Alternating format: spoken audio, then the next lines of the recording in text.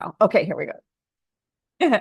Hi, welcome to Talking Data Equity for Friday, March 2nd. My name is Heather Kraus, and I am the founder of an organization called We All Count. And the purpose of We All Count is to provide tools and trainings to anybody around the world that wants to make sure that the data projects that they're working on actually align with the values and the community priorities that they intend them to align with. And we take some of the money that we get from providing those trainings and building those tools to host this speakers event. This ongoing speaker series called Talking Data Equity is really my favorite thing that we do. And it happens most Fridays, not every single Friday, but most Fridays it happens. And it is free. It is drop-in. And through some sort of a miracle, the Zoom link has stayed the same for almost 5 years now. So we make it easy for you to find. And you can always go to I know, I feel the same. You can always go to our Talking Data Equity page and you'll see what our upcoming speakers are. And you can decide if you want to drop by or not. You're always welcome. And we do record these events and we record them to share in our community forum. I'm putting the link to both the Talking Data Equity page and the community forum into the chat. Both of those things are public goods. They're free. You don't have to be a member or anything like that.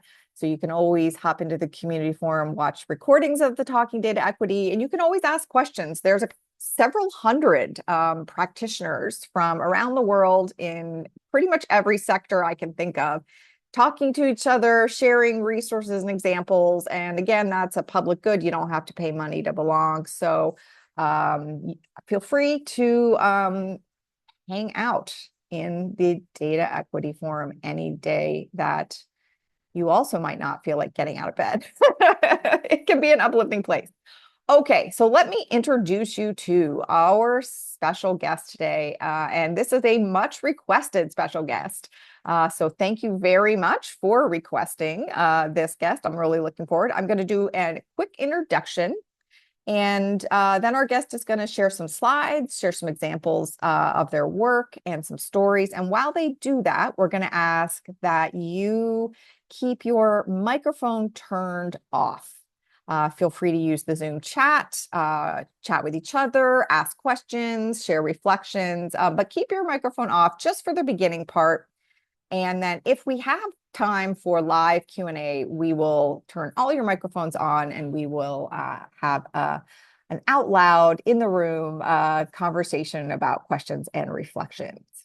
All right, so let me introduce you or reintroduce many of you to the work of Evelyn F. McCoy. Evelyn is the principal researcher. Sorry, one second. Here we go.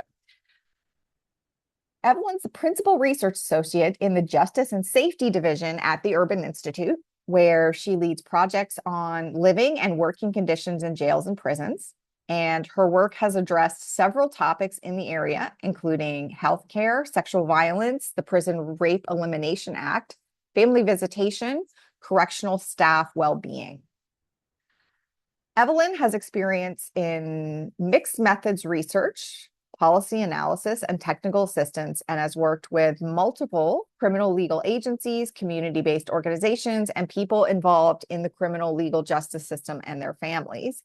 And she has done some amazingly cool research that we have already kind of touched on here, but we're going to get the inside scoop now that really demonstrates how important point of view is when you are talking about this type of data. Evelyn, thank you so much for, first of all, doing this work, and second of all, making time to come and hang out with us. Let me turn it over to you. Thanks so much, Heather. Good morning or good afternoon, depending what time zone you are in. I am in Los Angeles, California, so it's right in the morning for me. I'm going to share my screen. Okay. And I will say I've attended some of the past talks here, so I'm really excited and honored to be here with you all today. So, what I am going to present about is research in corrections environments and specifically lessons that my team, I know one of my team members is here, Sam Tukotsky, so shout out to him, learned from the Prison Research and Innovation Initiative project that we actually just wrapped up in December of last year. So I'll just quickly go through what I'm going to go through in terms of an agenda. Heather already introduced me, but I do want to do a slide or two on background about the Urban Institute for those who are not familiar with us. A bit of framing about why focus research on these types of environments and why it's important. To learn more about the Prison Research and Innovation Initiative, or what we finally called it PRE. And I'll talk through our methodology and some of the high level findings that we had from that project. And then lastly, I'm going to talk about some lessons learned and reflections on reaching both incarcerated people and corrections staff through research, and then some implications for data equity, since I know that's a big focus of this group and everyone's coming from different backgrounds and disciplines and focus areas. Skip over introducing myself since Heather did. So now to talk about quickly the Urban Institute. So we are a nonprofit research organization. We're located in Washington, D.C., and we were founded on this simple idea that to improve lives and strengthen communities, we need practices and policies that work. And obviously, data and research is a key component of that. So, identifying what is working, what is not working, and influencing policy and practice to improve things. And our mission is really to drive impact by equipping, we call them change makers, but policymakers, legislators, practitioners, whoever has influence in their community or government with evidence and solutions. And our vision is to create a world and a future where every person and community has opportunity and power to thrive. And so, really, that's at the center of all of our work. We have a couple of different impact objectives, and all of this information is available on our website, but I thought it might be helpful just to situate this project and how we think about our work at Urban. So one of them is to really increase upward mobility. So how that relates, well, all of these really relate to people who are involved in the justice system, creating communities of opportunity and shared prosperity, building a fair and just society. Part of that is building a fair and just criminal legal system that is operating, improving people's well-being, whether they are incarcerated or in the community, and then also promoting the effective use of resources. So, for instance, we know that many times prisons can lead to worse outcomes for people. And so that's something that we're thinking about as it relates to our justice and safety work. So I am housed in our Justice and Safety Division. And so we have all these different focus areas at Urban. So we have, for instance, a division that focuses on housing policy, one that focuses on tax policy, one that focuses on health. And I am in our Justice and Safety Division. So we cover a lot of different stuff, but my bread and butter is really focused on the criminal legal system, and specifically, as Heather mentioned, the experiences of people who are in prisons and jails, either incarcerated or working in those systems. So why focus on research on these types of environments? Why do we care about these environments? Why do we want to learn more about them? And I'm not sure how many folks on the call are from the United States or Canada or elsewhere, so I thought it would be helpful just to do some framing of mass incarceration in the United States. We have a significant mass incarceration problem. We incarcerate more than any other comparable country, democratic country in the world. And our incarceration rate is just leaps and bounds higher than all of those other places. I think when I last looked at it, we had the third highest incarceration rate in the world, second to Rwanda and El Salvador. And so the United States has a very high incarceration rate, and we have a lot of people that are locked up in these facilities on a daily basis. Now, this pie here is a great visual of just the distribution of where people are in the criminal legal system, where they are locked up, whether that's state prisons, local jails, and then federal prisons and jails. So you can see here that the bulk of people, a little under 1.1 million, are in state prisons, and that is what this project that I'm presenting on focused on. Importantly, though, a lot more people than that 1.9 million people are affected by the criminal legal system. So you can see here, and I really love this visual because it shows the breadth of the impact. And that's one of the reasons why we want to focus research on this area, is because it has such extensive impact on so many millions and millions of people on a daily basis. So you can see that the number of people who are incarcerated actively is actually a pretty small portion of the total amount of people who are affected by the system. You think of people who have records, so they're formally incarcerated, who have ever been convicted of a felony, have a criminal record. 1 in 3 people in the United States have a criminal record, which presents significant barriers to a number of different things, including employment, housing, education, financial stability, etc. And then bringing families into the conversation too, that so many people have families that are affected by incarceration. It's 1 in 2 adults in the United States have an immediate family member who has been in prison or jail. So when we're talking about this, we're talking about an immense breadth of people that are being affected. And then there's also the depth of that impact. So incarceration, and this might be a topic that a lot of you already know about, but it can lead to really devastating consequences, not just for individuals, but their families and their overall communities. So that can be, as I mentioned, loss of employment and income, jeopardized housing, family instability as a result of family separation related to incarceration, or potentially the loss of the person who was the breadwinner of the household and loss of that income, which then can lead to further family instability. We also know that incarceration can lead to worsened physical health outcomes. So people tend to come into prison pretty sick, and they tend to leave sicker as a result. Because of the conditions that they're living in and the limited health care that they have access to be able to address their underlying medical conditions.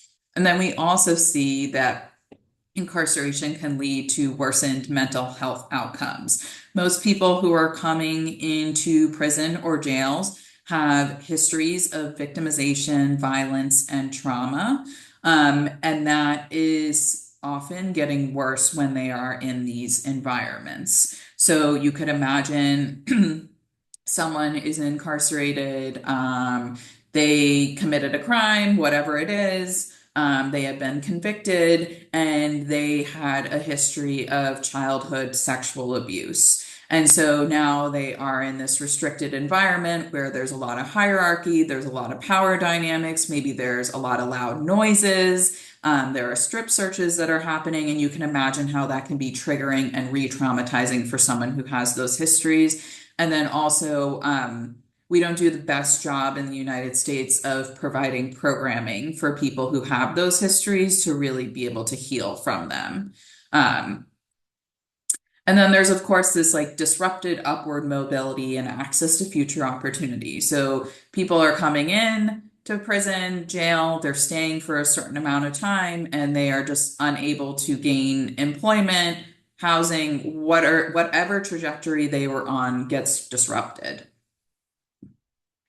And importantly, and I think this is the crux of how a lot of people get interested in this work, is most people are coming back into our communities. Over 95% of people who are going to prisons and jails are coming back into the communities where we live. So this is not just a population that we were putting away, throwing away the key, and then never interacting with them again. Again, 1 in 3 people in the United States have a criminal record. These are your neighbors, These are your cashiers at the grocery store. This is your colleague. These are people who we're interacting with on a very regular basis. And I oftentimes we tend to think of this population as isolated from the rest of society. I will also say staffing and corrections workplace conditions are extremely challenging. So, at least in the United States, we've been facing a real significant staffing crisis since 2019 that has worsened. Some departments of corrections are at 50% vacancy rates. So that means that they don't have enough officers to cover their units or do their basic operations of a prison or jail. And then the staff that are there are obviously getting burnt out under these really challenging working conditions. They're being asked to do mandatory overtime. They're typically underpaid for what they're doing. So, all to say that I think it's really important to elevate the staff side of the issue that a lot of people seem to go into from my discussions and research, go into this profession because they want to help people, and then they're faced with these really impossible environments to operate in that can be very challenging. And so, something that we talk about at Urban and generally in the prison conditions space is that each prison is an ecosystem. And there are people that interact in that ecosystem. At the end of the day, people have different relationships to that environment, but everyone is in that environment. Staff and incarcerated people, volunteers, whoever, they are all in that same facility. Obviously, they have different privileges, there are different power dynamics, there are people that are mandated to be there, they don't have a chance to leave, others get to go home every day. But at the end of the day, if you're in a really unsanitary, loud, dangerous prison, everyone is in there and experiencing that environment. And so that's why it's important also to think about this topic. And Heather, to your point, thinking of it from different points of view as well, because we may all be in the same environment, but we're experiencing it differently and seeing it differently, and really identifying those gaps can be very illuminating on how to address issues moving forward. And then also illuminating to find common ground across populations that you might think don't have anything in common, but you'd be surprised to find they might. And so despite this extensive, oh my goodness, okay. So there's this really big reach, there's this really big impact, but we don't know a lot about, from a research perspective or systematically, how these places operate and what conditions look like. Of course, we know what journalists have done, investigative journalism, which typically looks at one specific place or one specific incident and dives deep on that. But from a macro level, we don't know a lot about these conditions. We know who's going into them, who's working in them, but not a lot about the quality of life that's happening on a day-to-day basis. And so at Urban, we created the Prison Research and Innovation Initiative. We received funding from Arnold Ventures to really do a project that focuses on understanding and illuminating these living and working conditions in state prisons. And then not only to look at what these conditions look like and bring light to them, but also then to pilot changes in direct response to what was learned from the research. So, for example, in the state of Delaware, they noticed in their research, their local partners found that people were having a lot of challenges with the grievance system. So they were submitting a grievance, like say there was an incident in their unit, they wanted it to be investigated, that something happened, they submitted a grievance, they were not hearing back, or they were hearing back several months later when it was too late and something else already happened. Or they were submitting multiple grievances and the issue was still not being addressed. And so Delaware saw that in their research and they said, okay, we're going to change our grievance policy to give people estimated time frames to expect. We're going to put the grievance policy on posters within each unit so people can see what the grievance policy actually is, because they probably don't still have their handbook from when they were booked into the prison, many years ago now at this point. And so people have that point of reference, they know what to expect. And then also, one of the things that they're starting to see from that process, and they're still digging into it, is that people are now sending grievances to the right place. So sometimes people were saying, like, I have a broken light bulb in my unit, I'm going to submit a grievance, but that should be going to maintenance. And so it really helped to declog the system a little bit and make sure that the right requests were going to the right place, and that incarcerated people had clear expectations on what to expect when they made it. So that was a little detour, but that gives you an example of what are those like data-driven innovative strategies that places were doing. And I picked Delaware because I was the site lead working with them. But all of our sites were doing really fantastic work. So the initiative started in 2019. We received funding from Arnold Ventures, which is a national philanthropic organization in the United States. It's funded by Laura and John Arnold. And we worked with 5 state prisons in 5 different states as well, which you can see on this map here on the right. And then the methods, which I'll dig into a little deeper in a minute, were around community engagement and participatory research. So it was, how can we do participatory research and community engagement in a prison environment?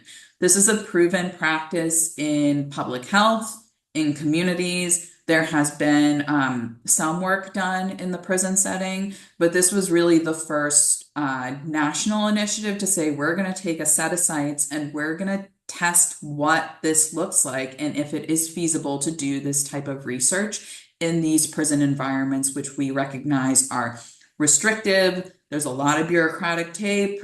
We're not staff in the facility, all these different dynamics that are taking place. And so these are the prison partners that we work with. These are the Department of Corrections. So Colorado, Missouri, Iowa, Delaware, and Vermont. We were really blessed with fantastic departments of corrections, and big kudos to these Department of Corrections, because I would say the culture of corrections is not around research and data as much as it could be. And so this was really a leap of faith for the departments of corrections to open their doors to researchers to come in and look under the hood and see what was happening. And Urban was largely the national coordinator of this effort, but then we did some analysis and research of our own. And then we had 5 local research partners that were doing the on-the-ground research with each of their 5 prisons. And so that includes the University of Denver, University of Missouri, University of Delaware, University of Vermont, and then the Iowa Department of Human Rights. And the Iowa Department of Human Rights is actually a government entity. It's the statistical analysis center for the state. So that was a pretty interesting relationship that they had to the DOC, as opposed to the 4 other independent universities that we worked with. And we learned some interesting stuff about how the type of entity seemed to matter for access. So I'm now going to talk a bit about the methodology in terms of participatory research, which was just really exciting to get to witness and see in a prison environment. So really the ethos of participatory research is nothing about us without us, okay? So if I am incarcerated and you are making a survey about me, I should have some input on that survey, because no one understands my personal experience of being incarcerated better than myself. So it's that having people, it's the idea that the people who are closest to the problem are also closest to the solution, because they're living it on a daily basis. And some core tenets of participatory research are power sharing. So, not just a researcher coming in with their lofty degree and saying, I know what's best and I'm going to tell you all what's best, but it's how does that researcher come in and then treat other people who traditionally would be considered research subjects as co-researchers and almost co-conspirators and co-organizers or co-developers of the work. So that's this really big power sharing dynamic that's important. Oftentimes in research, we see researchers go in, they get their data, they go out, and you never see them again. Maybe they write a report, but usually you don't get the report, and then they might publish it somewhere fancy and then get some kind of accolade. So this is really flipping the script on research as it has traditionally operated, which is really exciting to see. The second one is empowered participation. So, how are you empowering traditional research subjects to not just participate in the research, but participate in the design and implementation of the research? And then finally, one of the core tenets is around action. There needs to be some kind of action. It cannot be research for the sake of research, but it's research for the sake of changing something and having a follow-up action. And so that's part of why, as I mentioned, this project was not just doing the research, but it was what are we going to do in response to this research? And then how are we going to measure change over time to see what might be changing as a result of the interventions that were being done. And so the goal of this participatory research was to engage incarcerated people, correction staff, prison leadership as partners, true partners in the research. And so what did that look like? There were co-designed surveys. There were research councils of incarcerated people and staff guiding the work. So, for example, in the sites, I will use, for instance, Colorado, the Department of Corrections in Colorado. They created these research councils. And so they had incarcerated people meeting to say, we don't like that survey question you developed, or can we change the language in this way? Because this isn't going to make sense to someone. And so really working in this collaborative process or saying like, these are the three issues that are really important to us to understand and document, rather than just the researcher coming in and guiding the process. It's really this like collaboration and partnership. Then there was also peer-to-peer data collection and recruitment.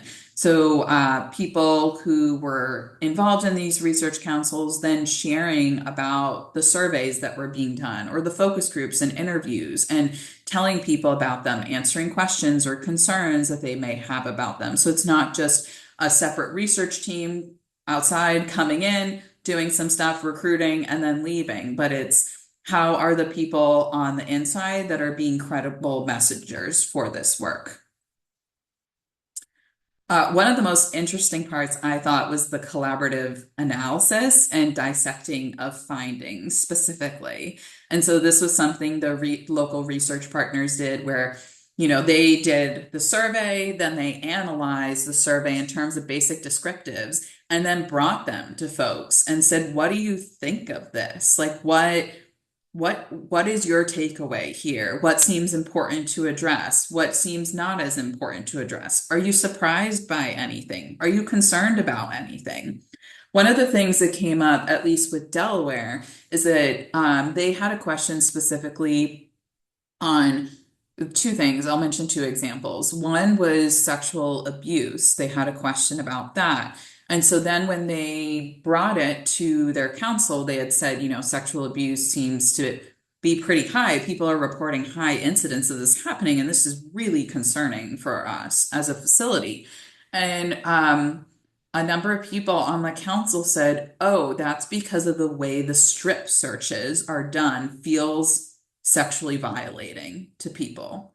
And then it said, then they thought, okay, we should be changing then the strip search policies to adjust and be responsive to that. So without that participatory research approach, there would have been no way to know that was the true meaning behind this research question.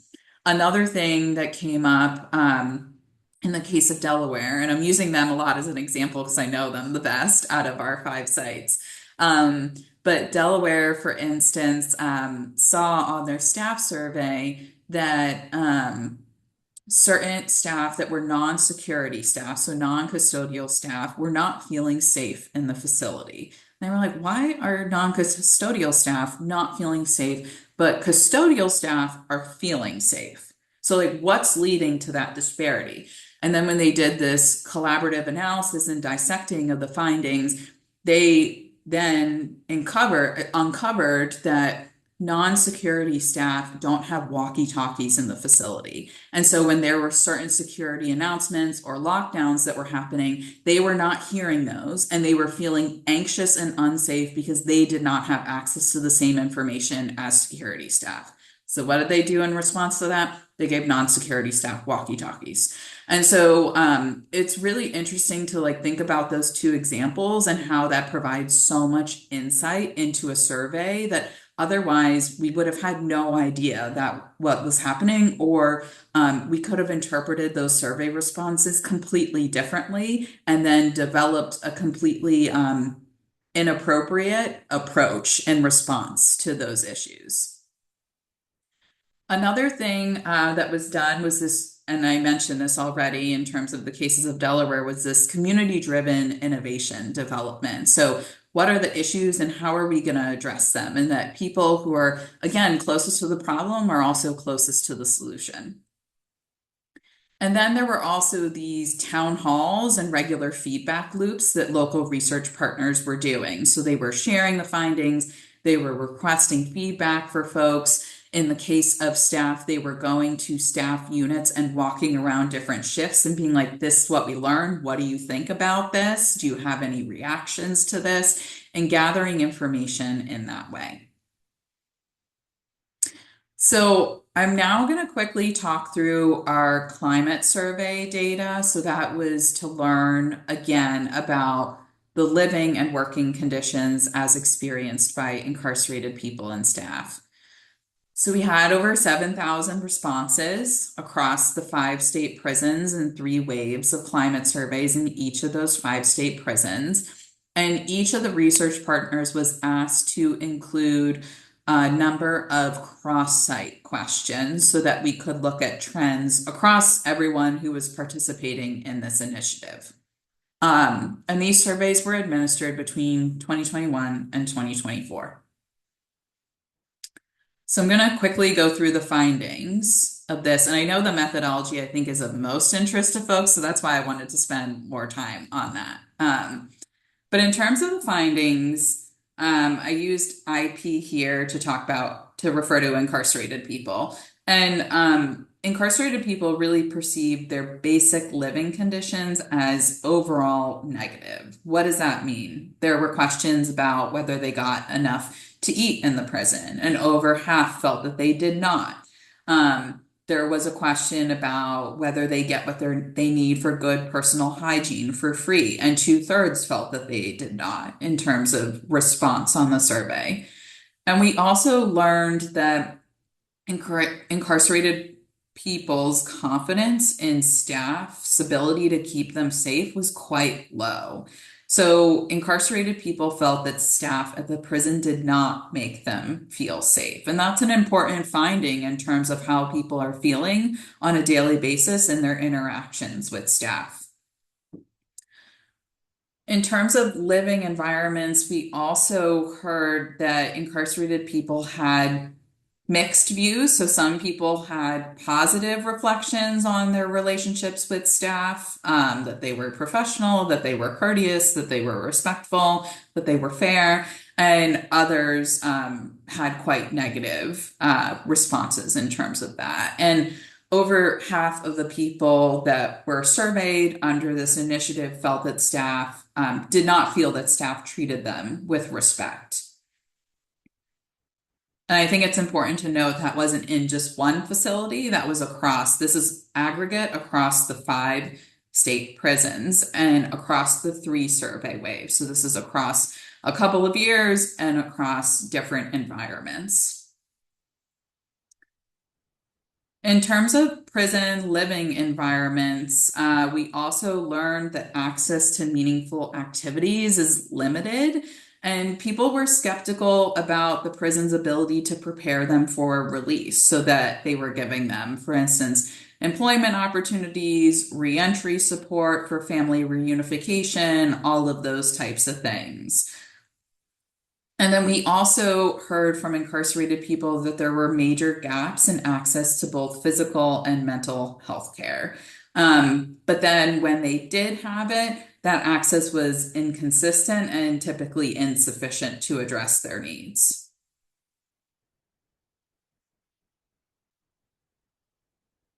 Interestingly, and this is talking about what Heather teed me up really well for, is on the point of view, but we found that incarcerated people and staff largely disagreed on the state of prison living conditions, and that staff perceived those living conditions significantly more positively than incarcerated people perceived those living conditions. So here's just a few illustrative examples, and and I can send it out. We have a lot of different reports and briefs that have come out as a result of this work that we're really proud of and would love for you all to read and engage with. But you can see here that 40% of incarcerated people agreed they get enough to eat, but 62% of staff felt that incarcerated people get enough to eat. So that's a pretty big gap in perception of what people are seeing. Presumably, incarcerated people and staff are seeing the same meals that are provided to the incarcerated population. So again, they're perceiving the same environment that they're in pretty differently. And we see even a bigger gap around the need for good personal hygiene, or whether those good personal hygiene needs are being met.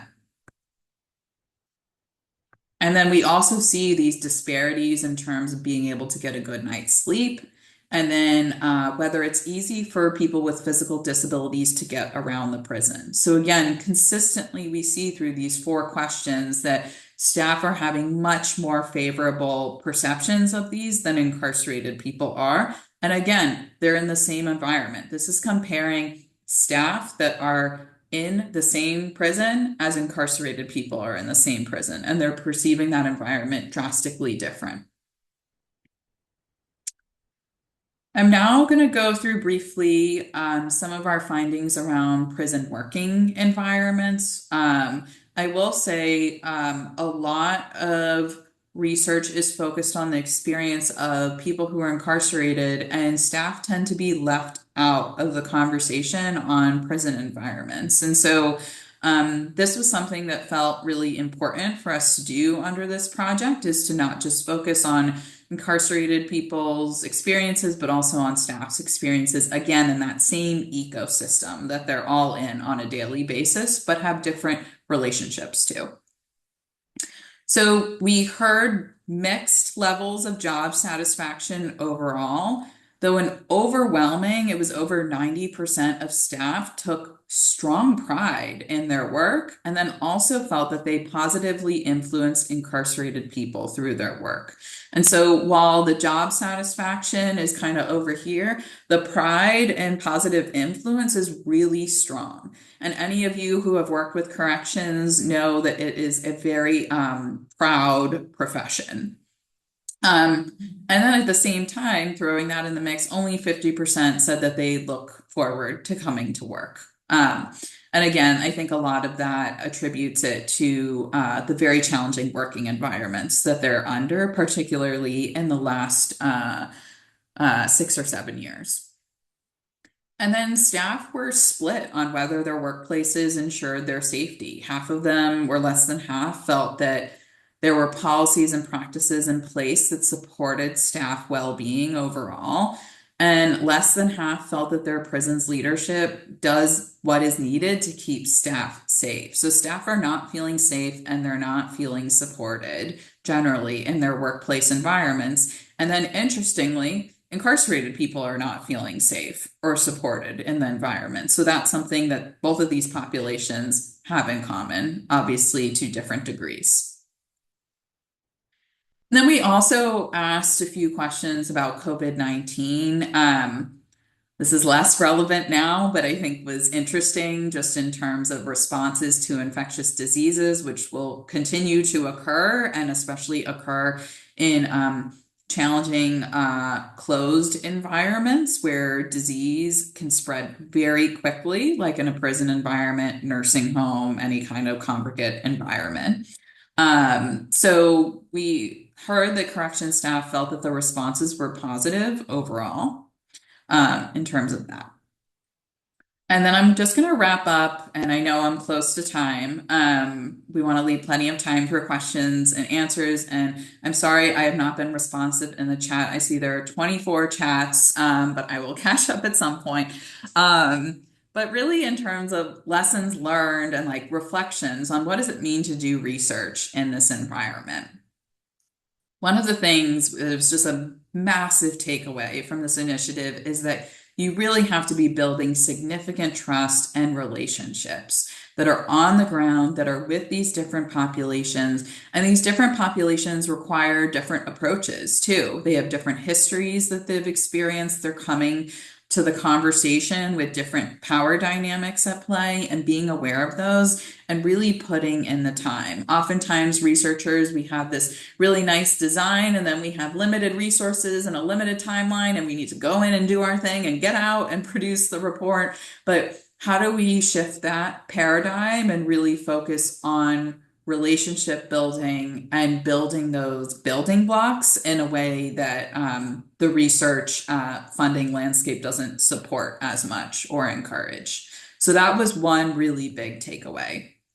Another one was really the need for in-person presence, especially in a prison environment. So how are you going in consistently and showing up regularly on a clear schedule that really overcomes skepticism? I will say this population on both sides of incarcerated people and correction staff have been burned by research and researchers a lot of times. And so for someone to come in and say, I'm going to do another survey, they're like, why should we trust you? Why should we give you your information? I've been incarcerated for 10 years. I've been surveyed 25 times and I haven't seen anything change in this facility. And so really there's a need for this frequent in-person presence that is consistent, that is reliable, and that also is across different shifts and times of the day. So if you're only going in between 9 to 5, you're missing, for instance, the whole third shift of staff that are coming in and you're never interacting with them. If you are only going into the general population unit, you're missing everyone who is incarcerated in the medical unit. You're missing people who are in administrative segregation. You're missing people who are in additional specialized units for certain things. And so it's that how can you not just have that in-person presence that's frequent, but how do you make sure you're touching all parts of the facility to be building those relationships? Flexibility is key working in these environments. Things happen. Lockdowns happen, staffing incidents happen, just incidents happen.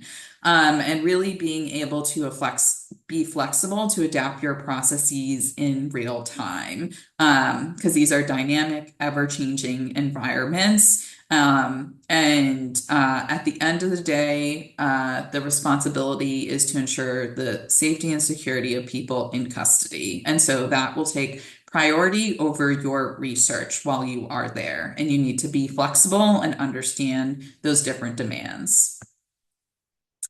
And then I mentioned this already, but really recognizing the legacy of research and harm in corrections environments and recognizing that even if you are the most fantastic researcher and you have great positionality awareness and you have all of these things, that you still bring that legacy with you and people are going to be a bit skeptical. And I think acknowledging that from the start is really important. Again, being respectful of operations and security priorities. And something that I've learned over the past 10 years of my career working on this space is people want to be heard and they want to share their stories. and they're looking for someone to listen. Oftentimes, when I interview someone who's incarcerated or I interview a staff member, they're like, no one has ever asked me about this genuinely, or they've asked me because it's a judge, it's an attorney. They want to know because of some kind of result that they're looking to determine. And so people want to be heard and really share their stories, especially this population that's oftentimes not asked for their opinions on things.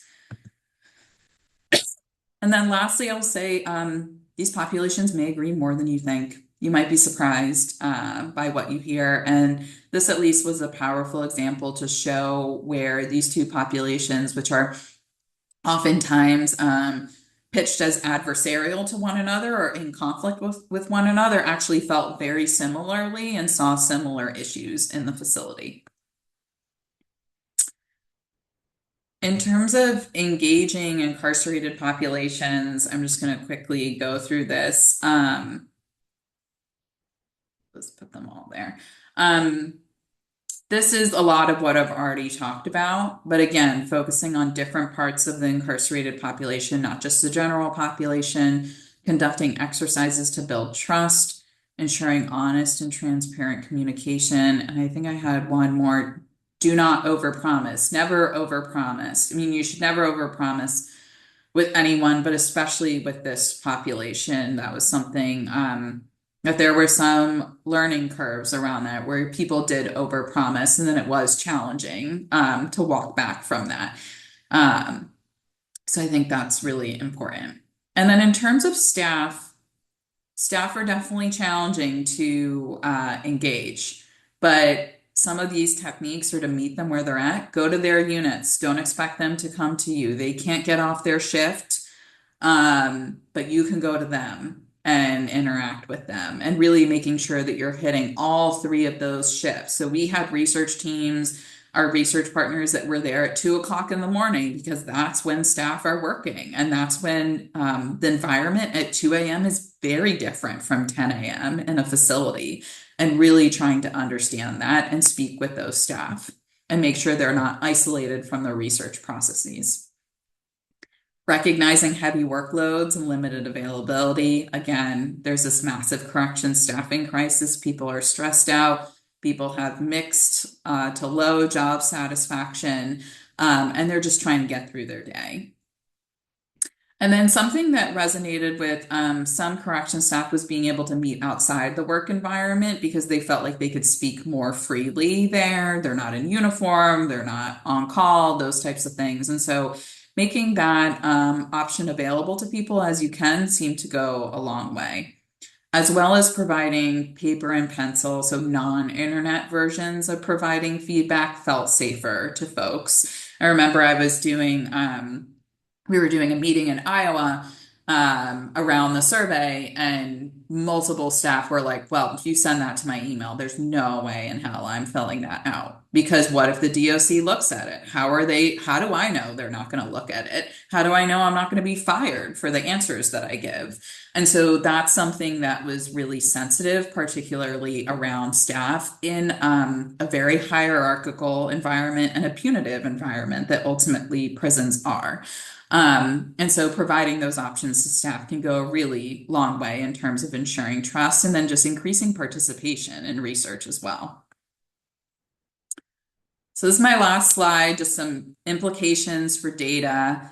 I think one of our biggest takeaways from this project is that entering these types of closed environments is possible with the appropriate preparation and sensitivities to that environment. So we were able to, with our research partners, create collaborative relationships with 5 different departments of corrections, 5 state prisons. If you would have asked us when we created this initiative in 2019, if all 5 would still be working with us by the end, I don't think we would have said so, but they were. We were expecting some level of drop off that we didn't have. And so I think this is really a testament that it is possible to do this type of work, but that it's hard. It takes relationship building, and it takes a lot of patience and flexibility and willingness on all parties to want to do it. and that people in prison want to be heard and listened to, and so do staff. Um, and then also just increasing projects in these types of settings helps us to uplift the voices and really look under the hood and see what's happening behind closed doors, both good and bad. There are some fantastic things that are happening in these places, and we should be elevating them. And that's what we heard from a lot of correction staff was that, I'm getting slammed in the news and I hear everything that's wrong with corrections, but they don't see that I'm doing all these interactions with these populations and that they're never coming back into the prison and they're living really successful lives after incarceration. Where is that news story to show? So I think it's both elevating the good and the bad.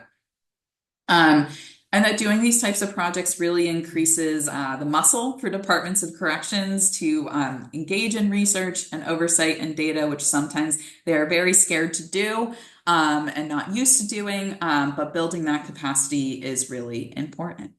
So I'm going to stop sharing my screen and I'd love to hear any questions, and then I'm going to catch up on the chat too.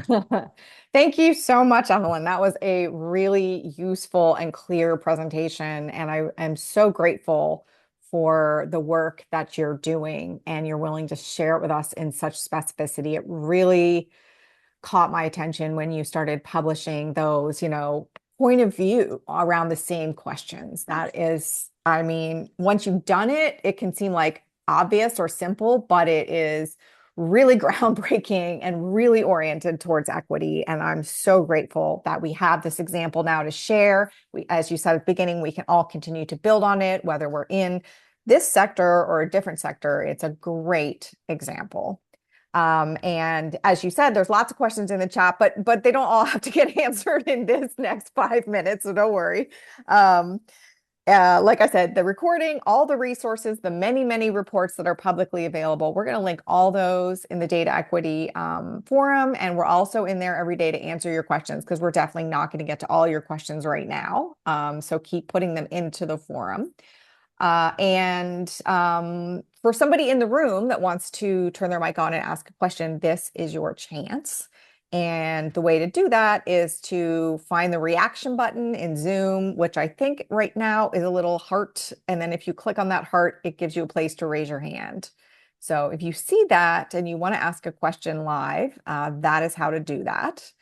And while you're thinking about that, I'm going to elevate one of the most common questions in the chat, but also probably the hardest question. So feel free to, go with what you can. But one of the big takeaways from your sharing was being really aware of your positionality and how much, regardless of great intentions and great preparation, a history of research abuse has happened in these settings.